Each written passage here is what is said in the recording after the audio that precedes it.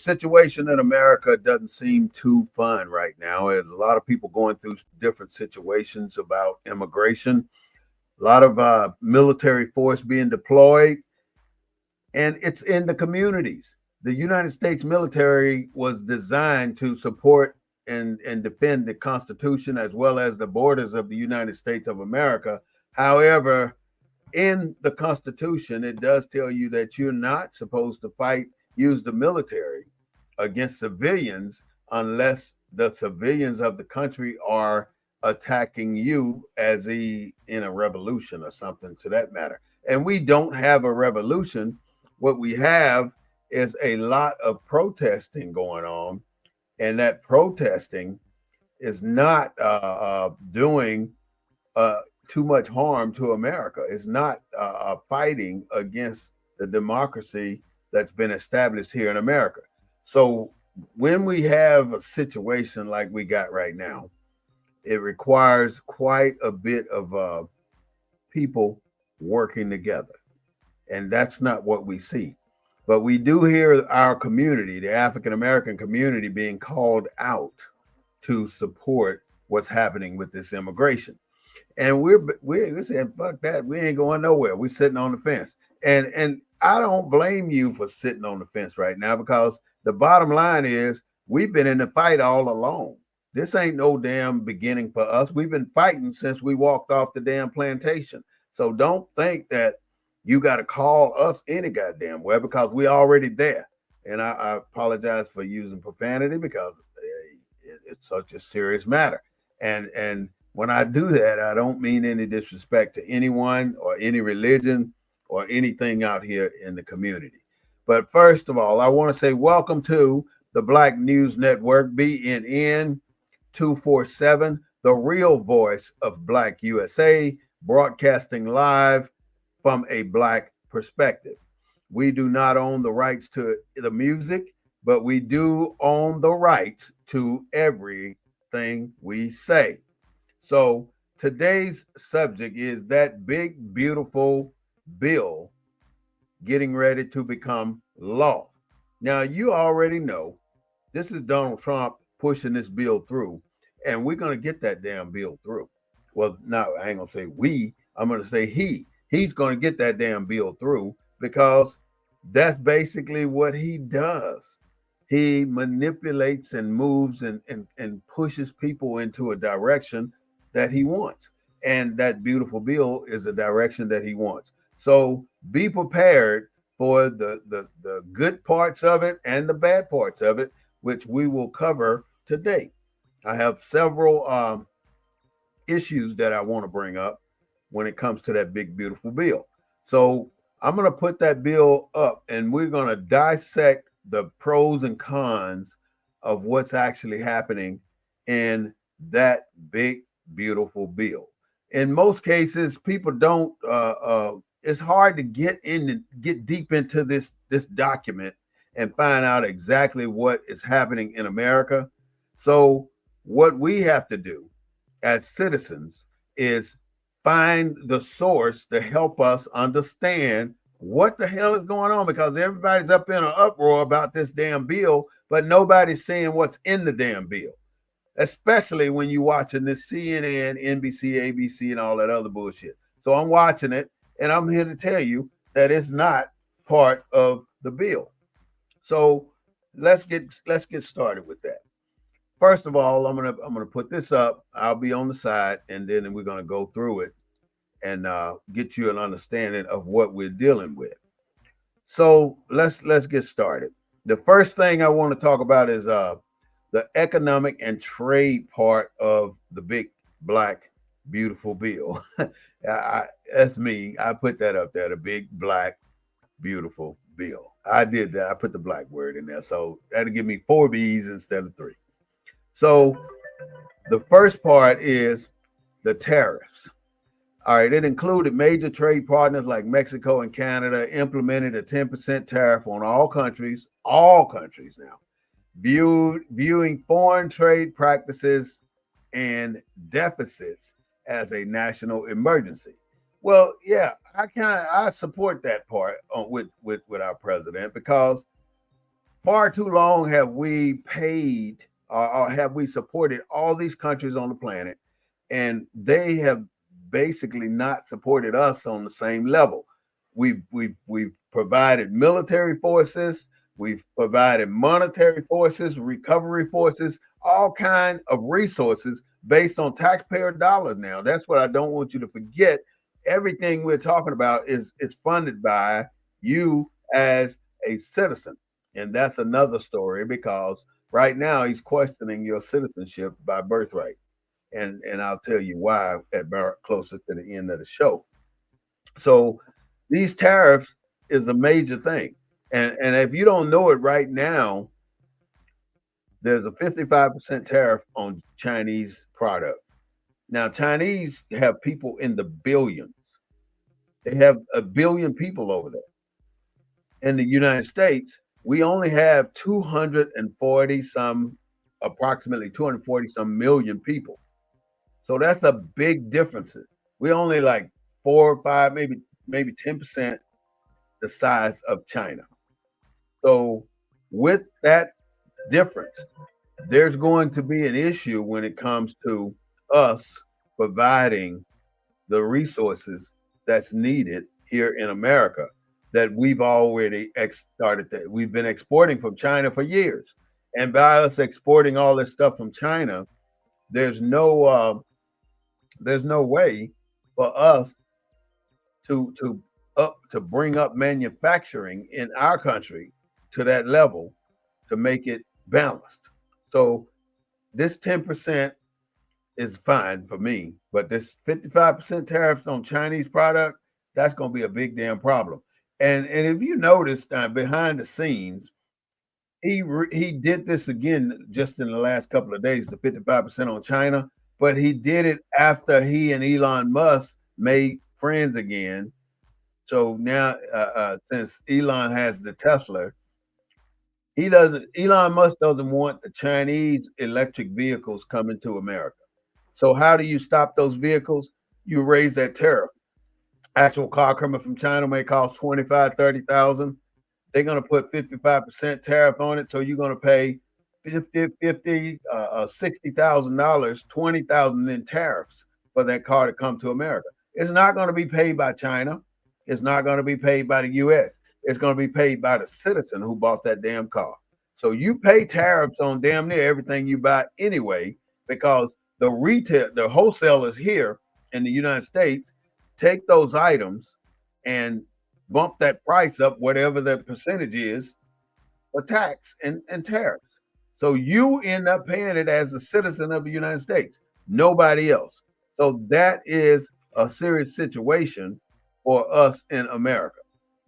Tax cuts, enacted policies aimed at making 2017 tax cuts permanent, which these tax cuts are for big corporations.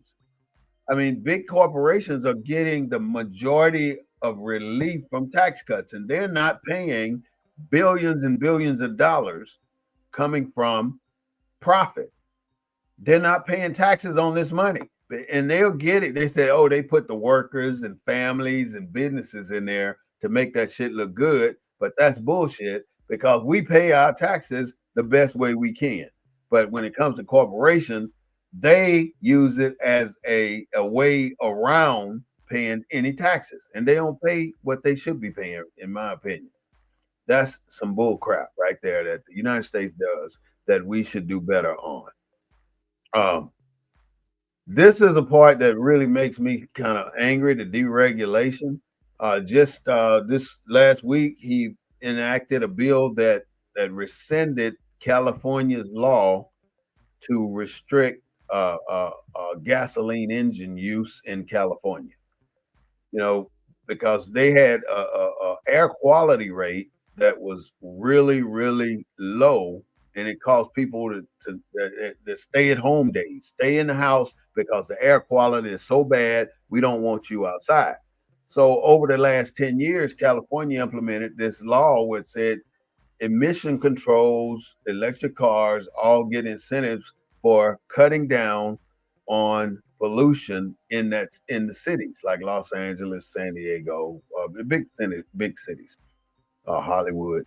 So they enacted this and it worked. It solved the quality problem in the state of California.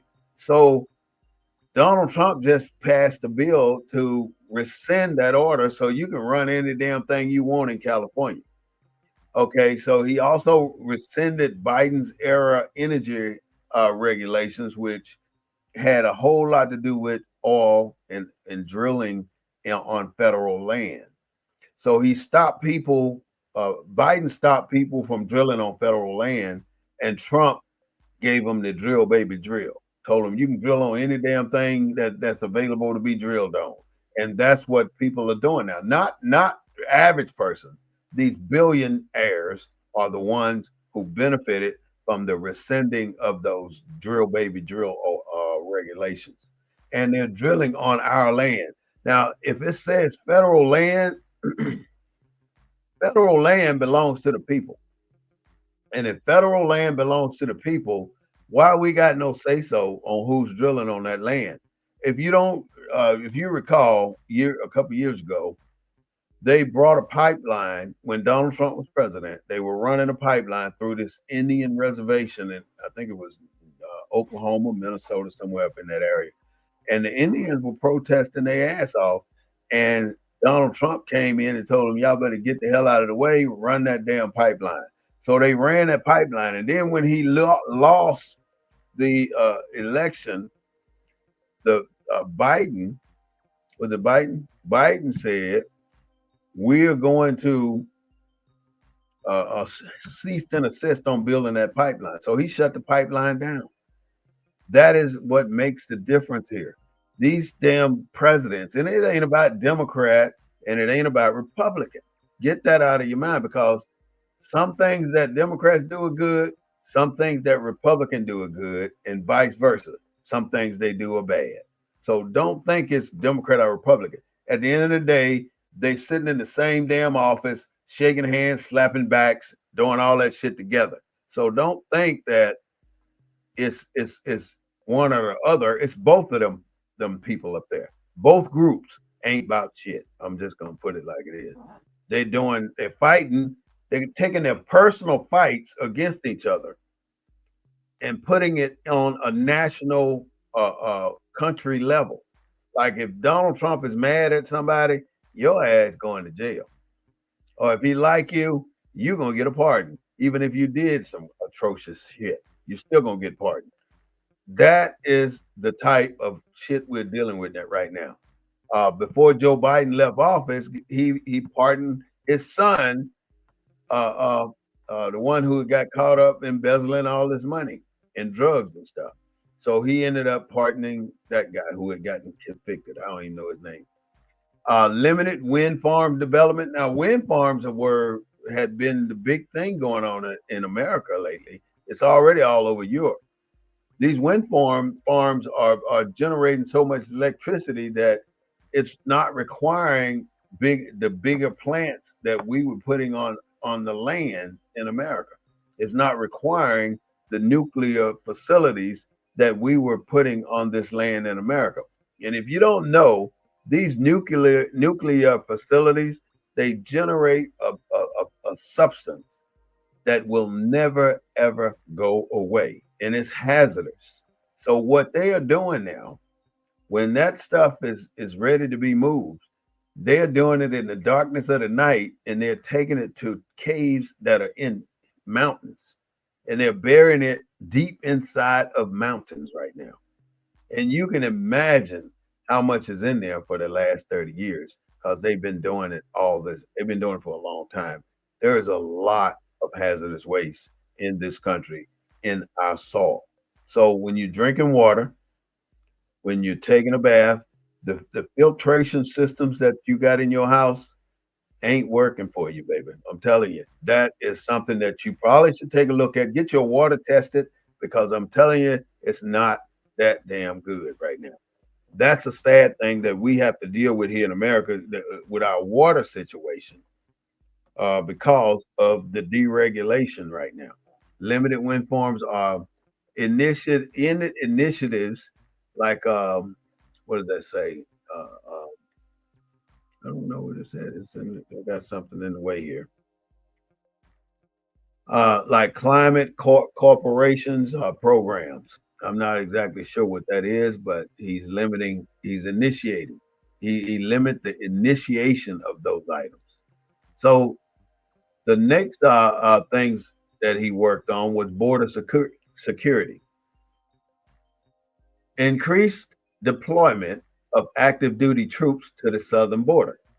Now, if you don't know what this means, this if you know about the military, when they move with every damn thing they own. So they got a permanent station where they got all of their equipment. They got everything staged in certain places, and then they receive the order to deploy. Everything they got inside that gate or wherever they keep their stuff goes on a truck or some type of vehicle, and it goes with them. And then they're right now they're deploying seven. He just deployed 700 more military personnel to guard the southern border. So now their duty station is along. Is it 700 miles of the border? I know it's along the border. So that is where we're at right now when it comes to that border. People are seeing the military line that border. They're turning around and going back to Mexico. That's what's happening right now on the southern border. So, of course, he's doing a great job at securing the border, but he's using forces, I mean, way above the means necessary. I guess that the only way you're going to end it is to use forces above the means necessary. So that's what he's doing. So I'm not complaining. I'm in America, so I can't complain. Asylum restrictions, he's suspension of asylum seekers' entry. In other words, they got this thing called the CBP, the Custom and Border Patrol application, and you do it on your phone or a computer. He suspended that entire application. And what that application is, you're requesting asylum because you're running from a threat that's in your country you're fleeing from. So you can fill this out online and set you an appointment up with the border patrol, and then they make the determination whether you're qualified for citizenship now or for immigration. So this is the bad part about that most people don't even know. Once you follow every damn rule, now listen to what I'm telling you. They follow every rule, every single rule to get into the United States of America, and then they get approved because their situation is valid that they're running from. So now they get admitted to the United States of America, but they don't get admitted to the United States of America, really. They get admitted to a concentration camp that's designed to hold immigrants. Now, these concentration camps got more security than the regular prisons that we have in America right now. 3 layers, 3-layer fences, all kind of stuff like that. And you cannot have visitors in that facility. So look at it this way: you've gotten everything you had approved, and now you got to go to prison and wait for your appointment. That's what you're doing. You're waiting for your appointment in prison in America. And all these prisons, these holding, they call them holding cells or something for illegal immigrants. They're ran by civilian agencies, billionaires that own these entire facilities, and they have a contract with the government.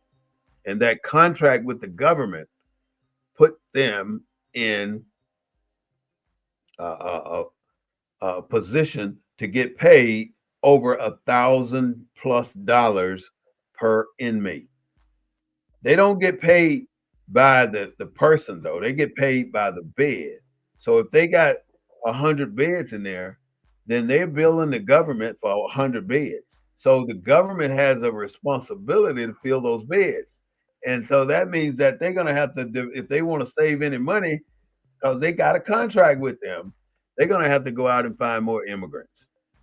And that is what's happening here in America right now, which is the saddest part about this immigration part, where you're doing everything right and you still got to go to jail. That's basically what's happening because you're living in those quarters until your hearing comes up. They're not going to let you get out and roam America until your hearing is up. It's time to go to court. They're going to put you in detention. It's sad. All right, so they let's say one app appointments. That's that one app appointment, that's CBP, and reinstatement to of the remain in Mexico policy. So now, in some cases, they'll receive your application and they'll turn you back around into Mexico. But that I don't believe they're doing. I think they're putting them right in that detention center. Deportations, uh, resumption of large scale deportation efforts, which ambitious targets and increased interior enforcement activity. So we were talking about the new soldiers being deployed along a 700-mile stretch of fencing, military setting up down there. That's where you're going to deploy to, and that's where your duty is from now on. You're setting up that concertina wire. You're pulling guard duty. You're doing all this stuff over a 700-mile stretch. It's like you might as well be in an overseas assignment or something. If you're familiar with the military, you know what I'm talking about. That is where we are now. If you really don't see the direction we're following, this is where we're going. We are militarizing the streets of the United States of America. You can think about what's going on in California and another 100 cities across the nation. People are protesting the way immigration, ICE is going into our neighborhoods and picking up people without warrants. If you look suspicious, or if you are Mexican, then it doesn't matter how long you've been here. It doesn't matter you got a green card, or it doesn't matter if you were born here. You're subject to get deported. Right now, in a place, I think it's Fresno, California, they deported a family, the mother, and the father, and they had a 12-year-old boy who was out playing or at school or something, and the boy gets home, he has no more family. So they have been deported, put in the deportment chain, and the 12-year-old boy is here alone now. So what? It should happen last time Donald Trump was president. They separated all these parents from their children, and some of those children still don't have their back with their families. They still didn't go back to their families. They went with adopted families. So it's a mess. It is an extreme mess. And then we talking shit to Iran like we gonna do something to them if they just if they slap the American soldier, they gonna go to war. All kind of dumb shit, talking shit. As a country, we should not be displaying ourselves to the world as that big bully in the back room. That's who we are. We're the bully. You do something, we're gonna kick your ass and be done with it. Try me. And we had a sheriff in Florida to stand his white ass up there and say, we're gonna shoot you. If you protest in my city, we're gonna shoot you. If you look at one of my officers the wrong way, we're gonna shoot you. And we dare you to do it. That's what this big white man was saying on national television the other day. And it ain't nothing different than what these white folks were doing to black folks back in the 50s and 60s. And they were doing it openly and in public, and nobody gives a shit. They let this shit go.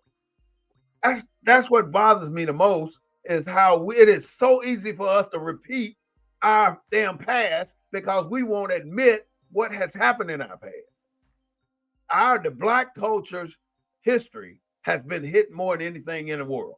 We are struggling to get information out about us, and so the world will know what America the white America did to African and Black Americans. The world doesn't know. They assume. We need to tell our story. So every Black person should mobilize and start telling your story about your ancestors. Deportation, we already know. They're sending people every damn where. They even sent somebody over to Tanzania some damn well, plane load of people that they had confiscated in America and put on a plane and send them up out of here. What are you trying to do? Make it a white country or something?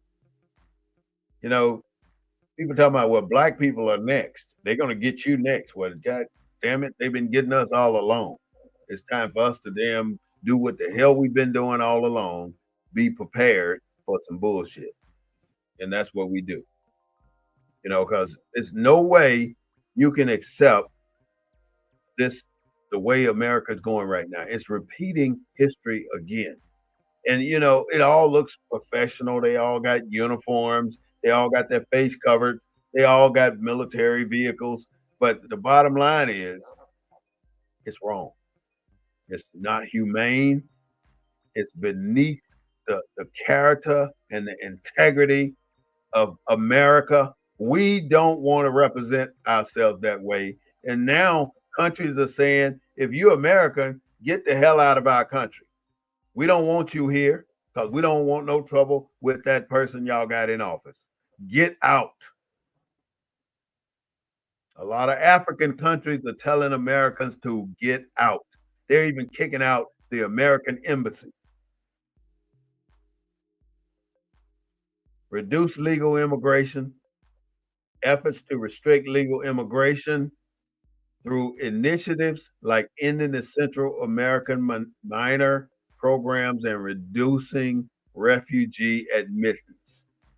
So some countries at this day and time are not able to come to this country. We already got you when he was in office the first time, he tried to ban all Arab countries. They overturned it, they didn't let him do it. This time he picked particular countries to ban just to get his foot in the door. And now all he's going to do is just add another one to that list, add another one to that list, and another one to that list. And before you know it, he's going to get exactly what he wanted the first time. And it seems as though that's his goal to amend everything that he lost on the first election. So he's putting people in jail. He's calling people, putting people out of office. He's shutting down agencies. Any agency that did something to him, he's shutting that damn shit down. Look who he put in charge of the Department of Education. Bullshit. You know that. Student visas, revocation of student visas. Look at Harvard University right now. No Chinese student can go to Harvard at this point in time. Not a single one can be admitted there. And if they don't turn that list over of all foreign students at Harvard University, then all federal dollars are being cut from Harvard University. They already cut billions already because Harvard has a couple of contracts with the federal government, and now it's been thrown away.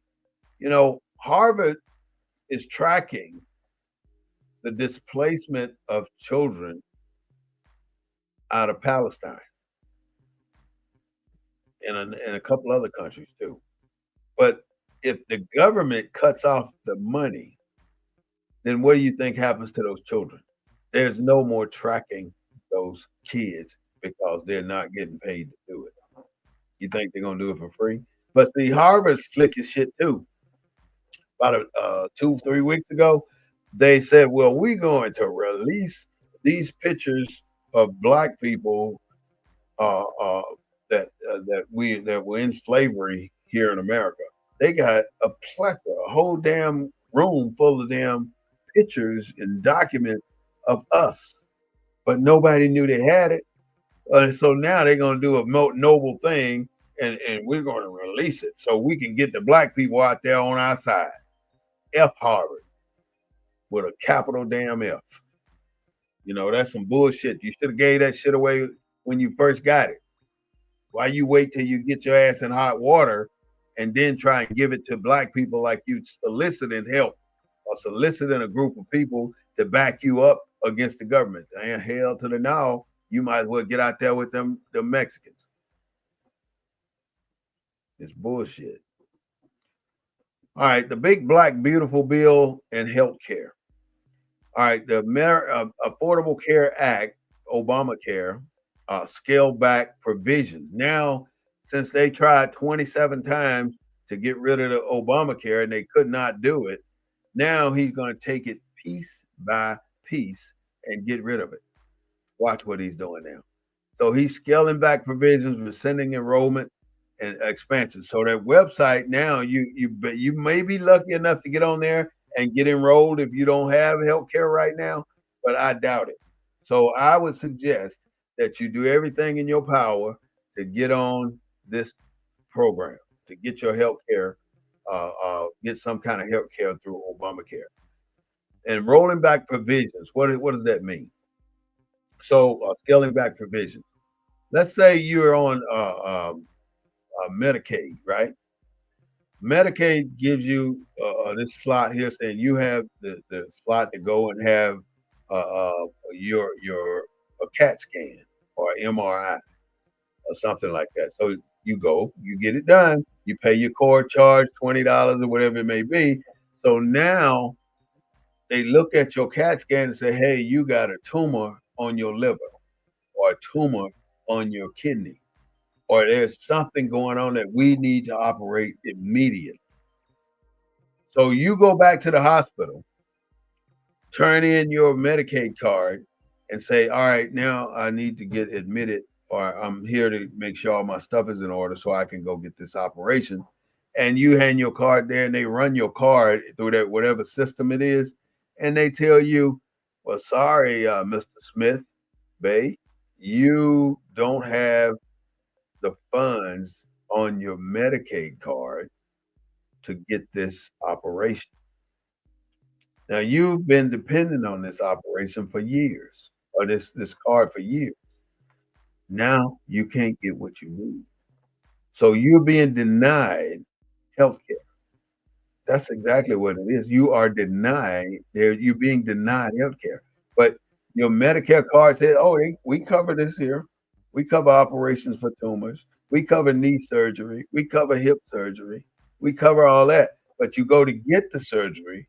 Now there are no funds on your card to pay for it. So the hospital ain't gonna schedule you for an operation when they ain't got no source of income for doing it.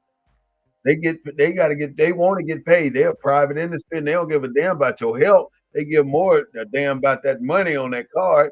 And if they ain't getting it, what they gonna deal with you for? They're gonna turn you back around. You got to get out of there. So what do you do as a person who has that Medicaid card, and then you go to the doctor and present it, and then you get nothing? Then you can't get nothing.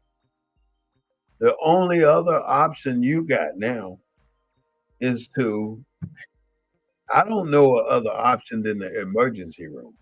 And if you know another option other than the emergency room, and I would appreciate you tell me so we can use that.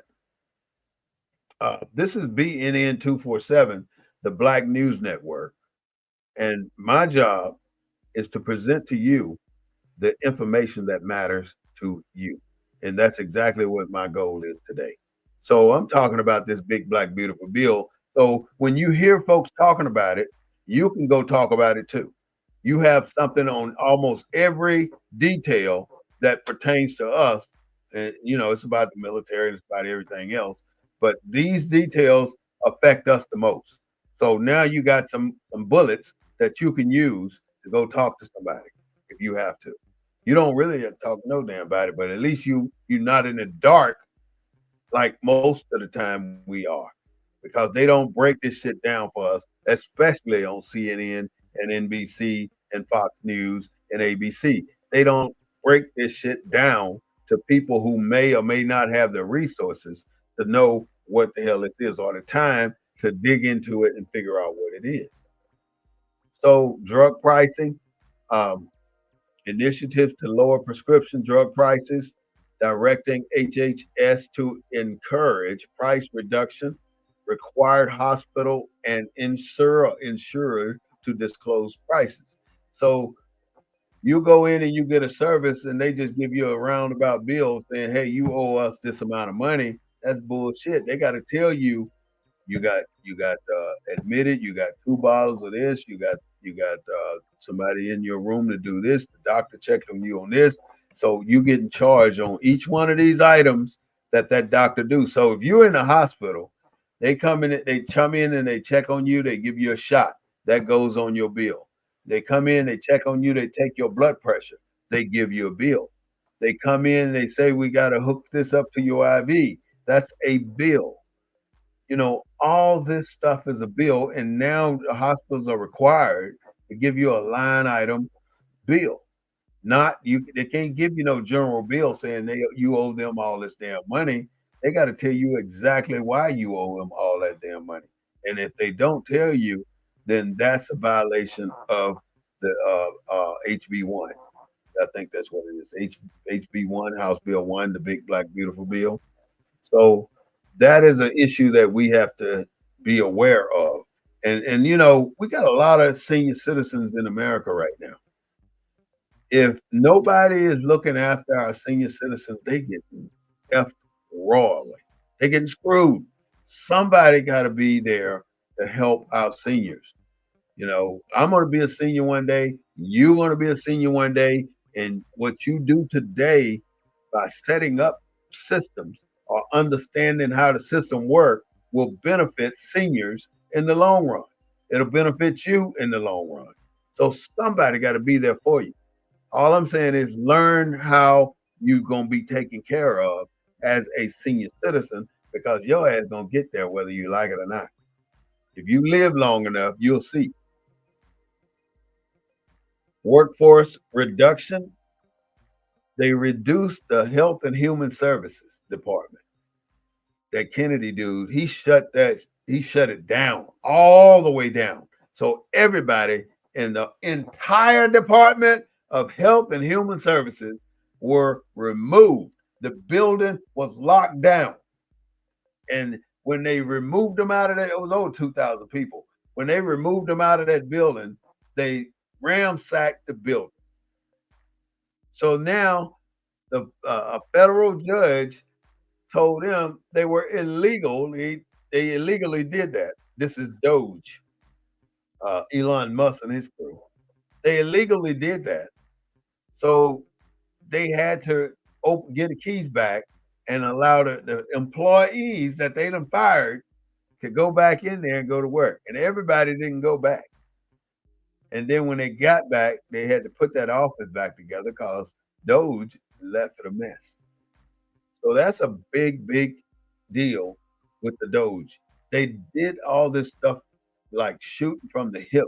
They didn't know who was who. They didn't know what the services were that they performed. They know that Donald Trump didn't like who was running that damn department, so they eliminated. And they did that across the board. I even seen nurses at the VA getting letters saying if you don't submit this back in 7 days, telling me what you did for the week, we're gonna target you for a layoff. They sent out letters telling people that work at the VA that kind of letter. And right now, the United States has about a 40% shortage on nurses. I mean, there's this one place one hospital in Minnesota said they were short 1,700 nurses or some shit like that. A lot of damn nurses. So if you're looking for a career field and you coming out of school, a couple of years in college or whatever you may have, you can be a licensed vocational nurse, which is a 2-year degree. You can be a registered nurse, which is a 4-year degree, or you can be a physician assistant. That's a little on the doctor's level where you prescribe medications and you can do a lot more than you can do as a nurse. It's just a step up. So it's a career path that you can take if you like taking care of people in order to fix this reduction in force. See, what's going to happen is there's going to be a mad hiring wave coming to America for nurses. and it's going to be a lot of damn money offered. Bonus sign-on money, all kind of money. So my recommendation is, if you got the time and the potential to be a nurse, go be a nurse. And there's many male nurses too, so don't think it's reserved for women. It's for men and women. You got the time, you got the ability to become a nurse and help this bullshit going on right now. And I think many of those nurses I don't know, maybe they retired. So the last one I have on this sheet is small business grants. All funding for federal small business grants that impact minority and women-owned businesses halted. But the thing is, it was blocked by a court order and said you can't halt that shit. So basically, Donald Trump regime is rolling back anything they give it to black folks. They giving it to more people, other people than us. But if we have access to it, they're stopping it. That's what they're doing. Anything we can get 5% of, they're gonna shut it down because they don't want us to get a damn dime out of any government operation. But yet we pay a shitload of taxes to our federal government, and we can't get shit back. That's what it boils down to. So the Small Business Administration is almost like wasting your damn time to get whatever you need for to run your business. So I wouldn't recommend it. That big black beautiful bill, government efficiency, that established Department of Government Efficiency, DOGE, to improve government efficiency and eliminate bureaucracy. DOGE was basically the biggest damn hiccup I've ever seen. These people were just told the government a new asshole, and relieve put people out of Department of the Education, all other departments too, a lot of departments, and it really looked bad on our federal government across the country, and that is a problem.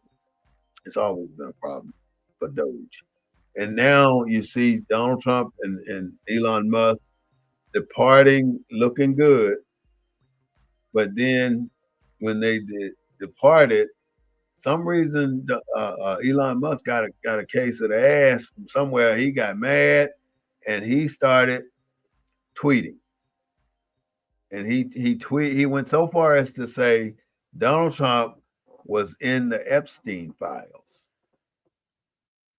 And Cash, whatever his name is, the director of the FBI, the guy that hold Patel, the one who controls these files, said he don't want nothing to do with that cat fight.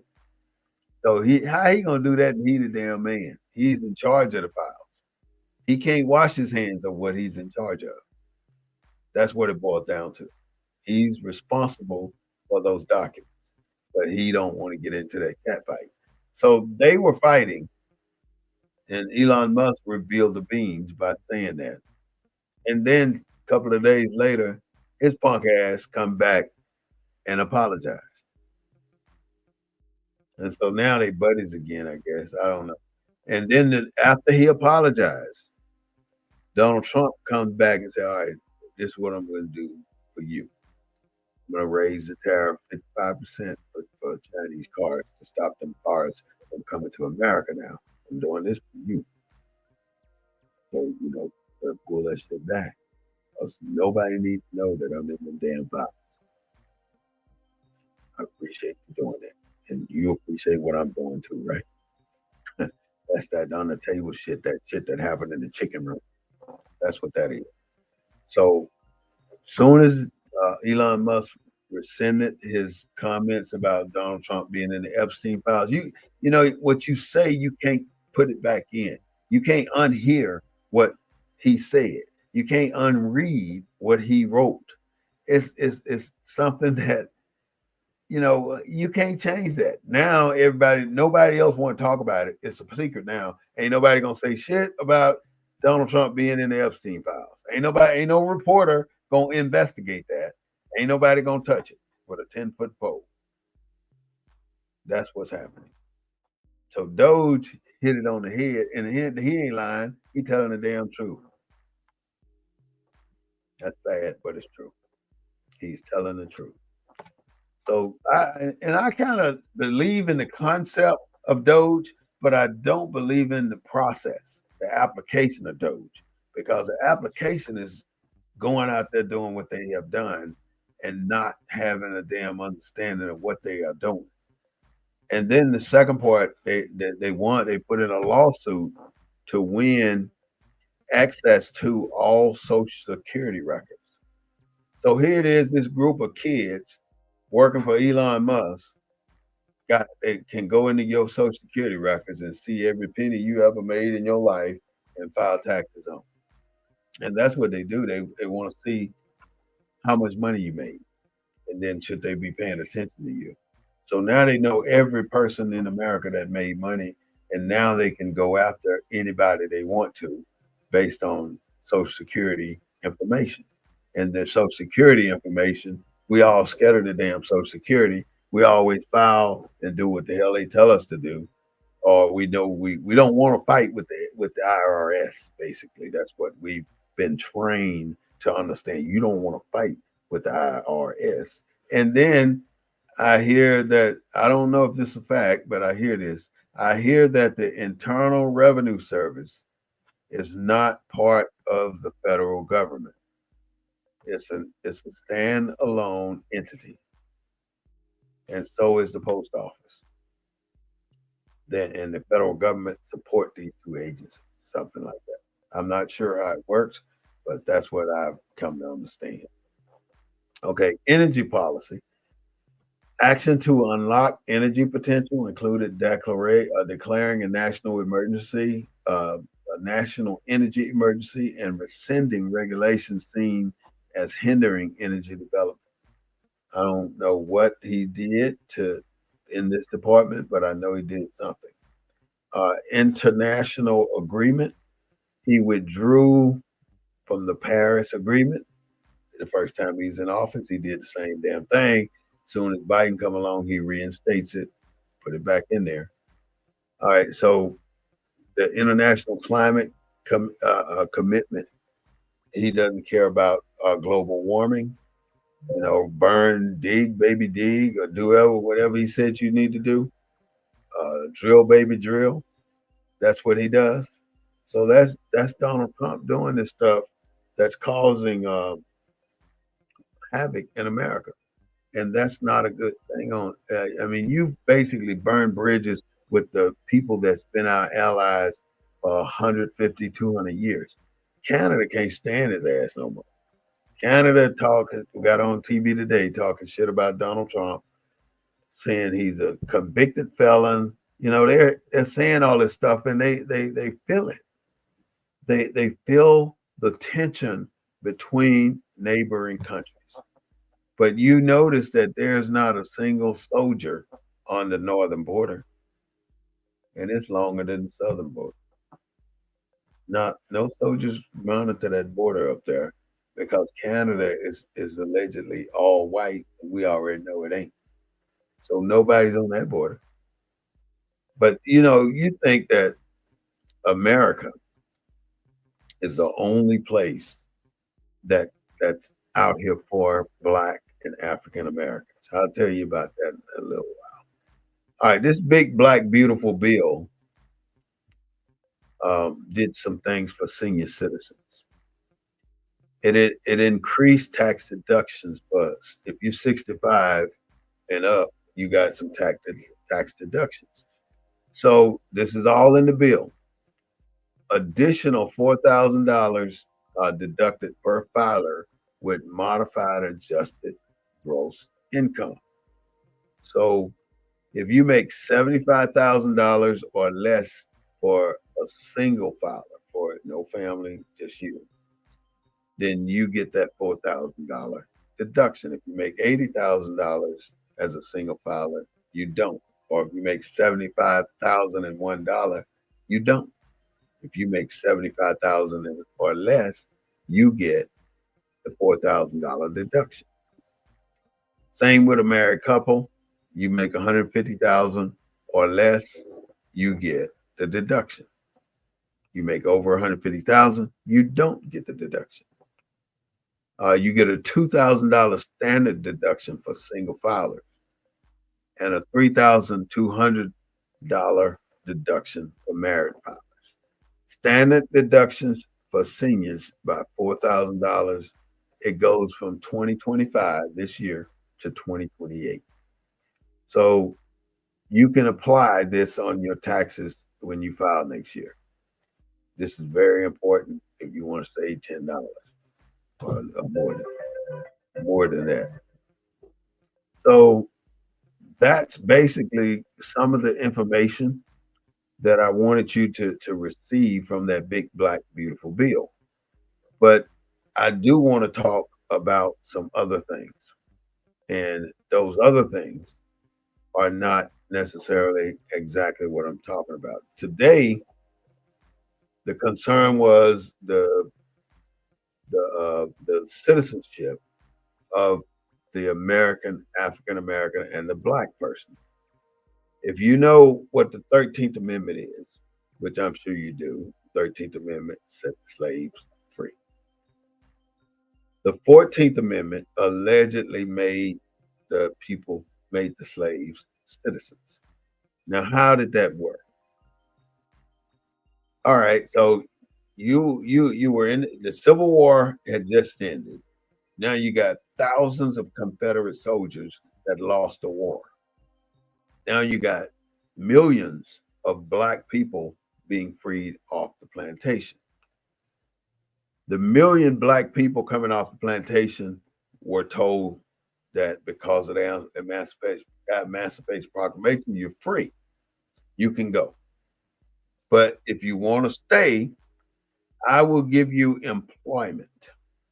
So now, up until this point, the master had the 100% responsibility to control slaves to make sure they could work. Because he didn't want a slave to die, especially if that slave could pick 200 pounds of cotton a day.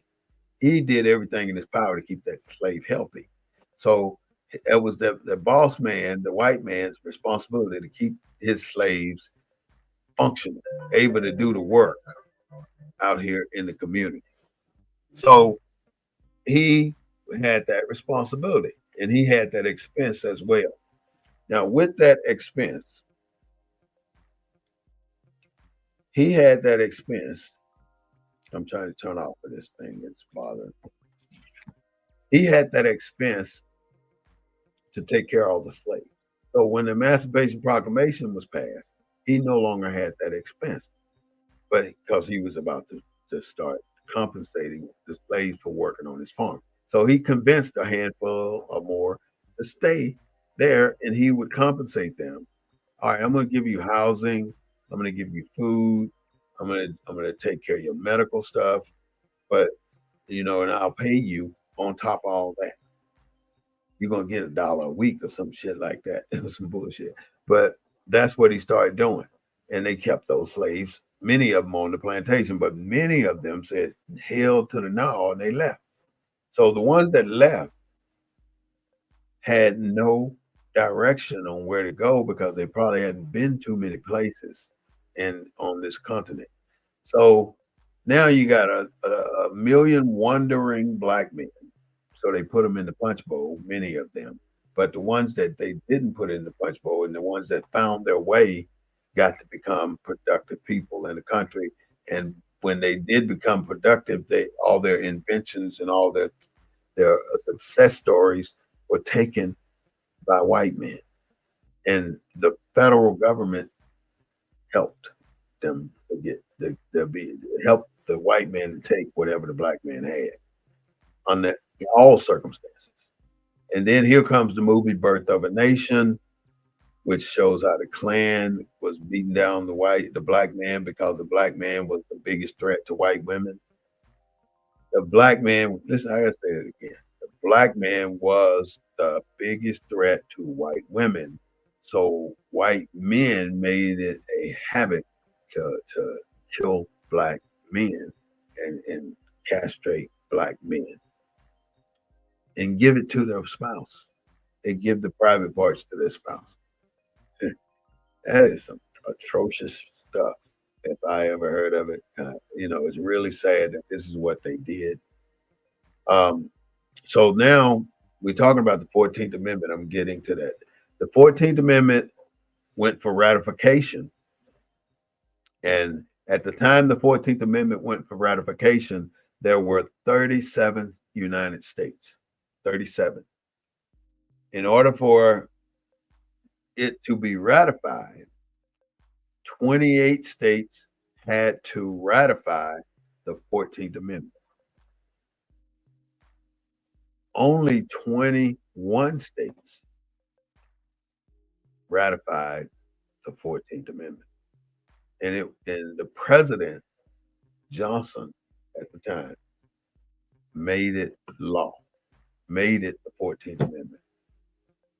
So now you have a 14th Amendment that's technically not ratified, but they knew it. The white folks knew it. The ones who ratified it, who claimed they ratified it, they knew it wasn't ratified, but yet they enacted it as the 14th Amendment.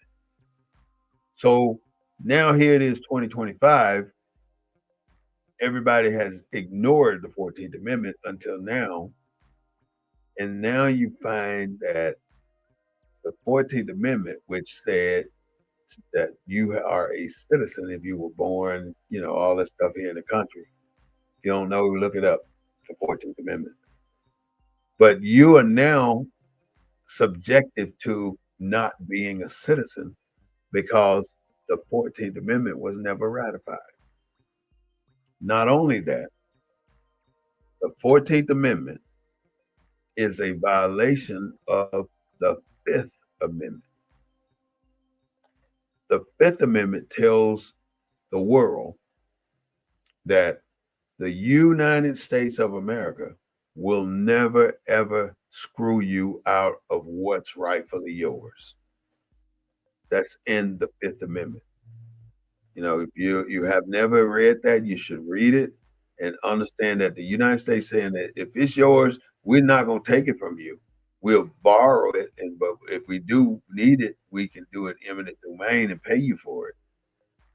But they're never going to pay you what it's worth, but they're going to pay you for it. That's what the Fifth Amendment tells you, that the government will pay you for anything that they take from you. As if it's like they took the slaves from the white man and they paid them compensation up to $300 per slave. Up to $300 per slave. So they paid them. Now they let these people off the plantation. They don't owe anybody anything, and then they own the 14th Amendment. They think they're free and they think they're citizens in this country of white folks. So now the 14th Amendment is a big issue because it was never ratified with only 21 states. It's got to be ratified in order to be law. So this government is telling, this president is making people do the research to prove that black people are not citizens.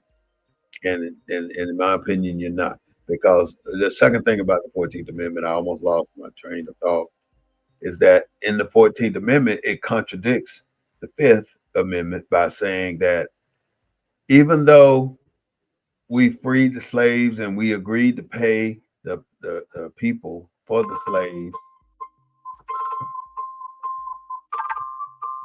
I'm so sorry about that. I don't even know where it's at. It'll stop. We agreed to pay the slaves, pay the people for the slaves. The 14th Amendment tells them that we're not going to pay you anything.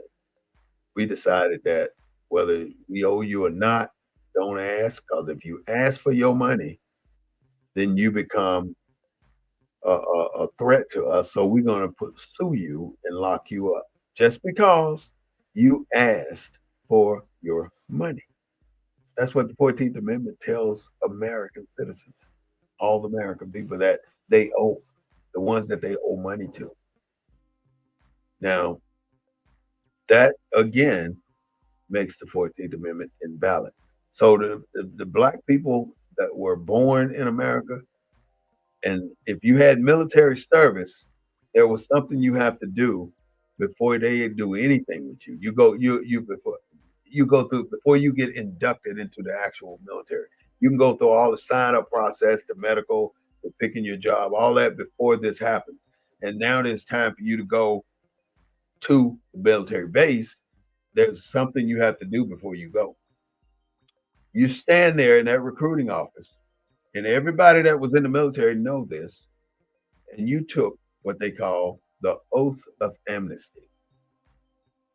The oath of amnesty basically saying you solemnly and sincerely swear that you will protect and defend this Constitution. And you take that before you go in the military. And if you don't go in the military, if you go in the military, you're good. That's the requirement to be a citizen in the United States, that everybody takes the oath of amnesty. If you can't find a descendant of yours that took, or an ancestor of yours that took the oath of amnesty, somebody in your line of history, then you are not a citizen. Somebody has to be in your chain of command, in your history chain, has to have taken the oath of amnesty for you in 2025 to be a citizen. So if you cannot trace your lineage back to somebody who was in the military, or who documented taking the oath of amnesty, then you are not a citizen of the United States. And that is what they're going to get you on. So there's a way around it. You don't have to fall for the okadoke, because once they determine that you are not a citizen, that you can't prove that somebody in your lineage took the oath of amnesty, look it up, the oath of amnesty. If you never took it, nobody in your history ever took it, you're not a citizen of the United States. What do you think they did to all the Confederate soldiers that fought against the Union Army? They took the oath of amnesty to be readmitted to the Union. At the same time you were walking off the plantation, they were taking the oath of amnesty to become citizens again. They didn't just walk right back into the United States. They had to take the oath. Abraham Lincoln tells us in his executive orders that we, as Black people coming off the plantation, have to do something. And what we have to do is take the oath of amnesty. So if you've never taken it, go to a recruiting office in any city in the United States of America and say, hey, can you document me taking the oath of amnesty? And get the document from them.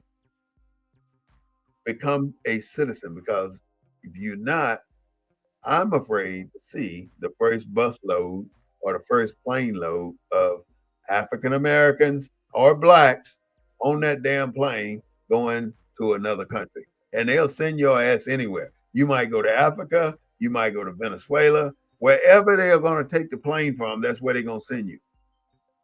So get it together and become a United States citizen, a true citizen. Just because you were born here, that makes you a citizen, but you're not a true citizen. And that's why you're going to have problems when the time comes. I really hope that you take care of your business, my people. This is the Black News Network, the real voice of Black USA, broadcasting from a Black perspective. We don't own the rights to any music you may hear, but we do own the rights to what we say.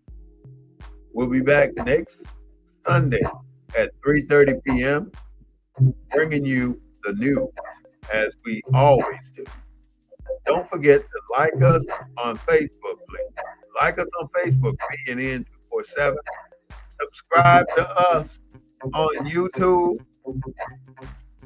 Subscribe or like us or join us on TikTok, and let's make it work, y'all. This is all about the information that may or may not be coming to you on a regular basis.